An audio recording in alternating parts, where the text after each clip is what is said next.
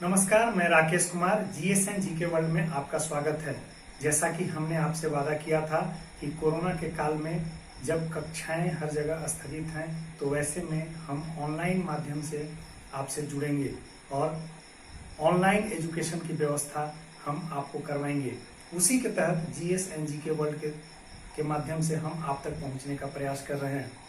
कल के क्लास में आपने देखा था कि हमने शिवाजी के आसपास की थोड़ी चर्चा की थी, क्योंकि मराठा राज्य की स्थापना में शिवाजी की निर्णायक भूमिका थी और उन्होंने ही मराठा राज्य की स्थापना की थी। उस शिवाजी के आसपास की चर्चा में हमने कई ऐतिहासिक तथ्यों की चर्चा की थी, उनसे संबंधित कई ऐतिहासिक तथ्यों की चर्चा की थी, जो कि परीक्षा पॉइंट ऑफ व्यू से काफी उपयोगी था। आपको उस वीडियो को देखना होगा। और आज हम शिवाजी के पूर्वजों के बारे में पढ़ेंगे, क्योंकि हमें जानना है कि आखिर शिवाजी के पूर्वज कौन थे, कहां से आए थे और किस तरह से उनकी पीढ़ियां आगे बढ़ी और शिवाजी ने उस चुनौती को स्वीकार कर महाराष्ट्र के क्षेत्रों में मराठा राज्य की स्थापना की। हम उसकी चर्चा आज के क्लास में करेंगे। आज के क्लास में हम छत्रपति शिवाजी के पूर्वजों की कहानी सरल शब्दों में समझने का प्रयास करेंगे।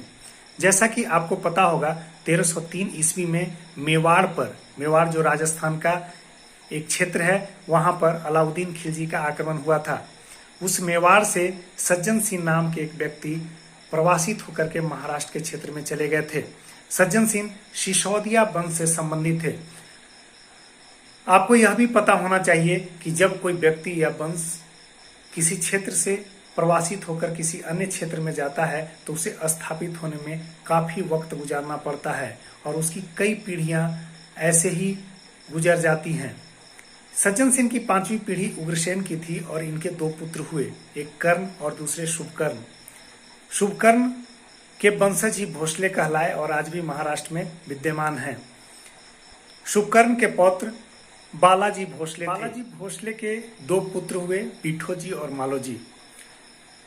अब तक की पीढ़ियां, सज्जन सिंह की अब तक की पीढ़ियां महाराष्ट्र के क्षेत्रों में खुद को कृषि कार्य में लगाई हुई थी और बहुत ज्यादा पहचान नहीं बना पाई थी।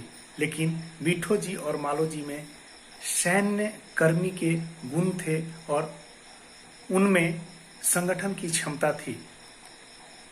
इस आधार पर दोनों ने यह निर्णय लिया कि हमें किसी सैन्य कर्मी के रूप में किसी राज्य के साथ जुड़ना है।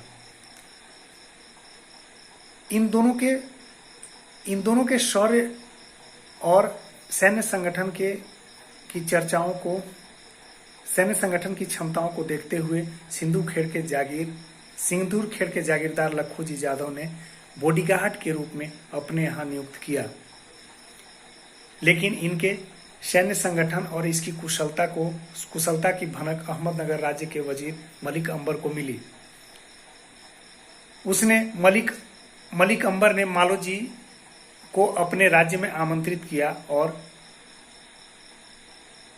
सैन्य संगठन के नेतृत्व का जो है अवसर प्रदान किया और सेना में भर्ती किया। मालोजी के सैन्य संगठन से खुश होकर अहमदनगर के वजीर मलिक अंबर ने उन्हें पूना सुपा की जागीरदारी सौंपी और जागीरदारी के स्तर पर अब आप देख रहे हैं कि सिंधु खेड़ के जागीर लखूजी जाधव और पूना सुपा के जागीरदार मालोजी लगभग एक स्तर के लोग हो गए।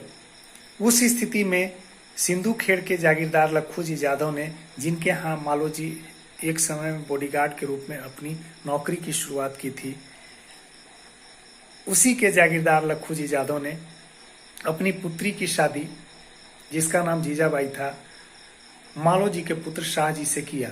शाहजी का जन्म 1590 ईस्वी में हुआ था और लखूजी जाधव की पुत्री जीजाबाई से उनकी शादी 1605 ईस्वी में हुई थी। इन्हीं दोनों के संतान शाहजी और जीजाबाई के संतान शिवाजी हुए, जिनका जन्म 1627 ईस्वी में हुआ था।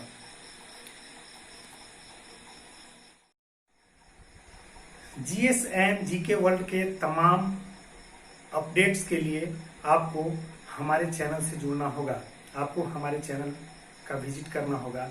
और अगर आपको यह वीडियो पसंद आए तो आप इसे लाइक करें, शेयर करें, सब्सक्राइब करें और बेल आइकन दबाना न भूलें।